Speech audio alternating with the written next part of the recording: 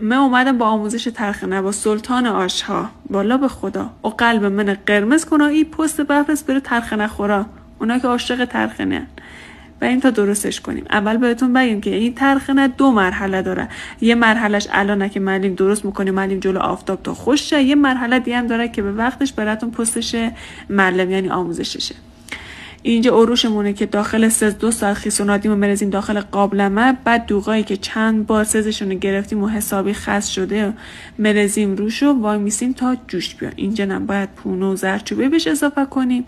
اینجا اقد باد اذیتمون کرد که دور تا دور اجاق کرکب کردیم. اینجا هم منتظر بودیم جوش بیاد. بعد ای که جوش اومد قل کرد 10 دقیقه تا یه رو معلم قشنگ قل بزنه تا وجود غلیظ با.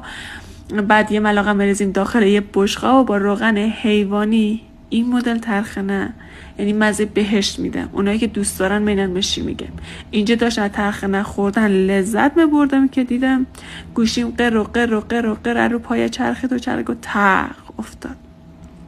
این رو صبح هم که ترخنه خنک شد میره دستمون جمعش میکنیم و بهش شکل میدیم و معلمش جلو آفتاب.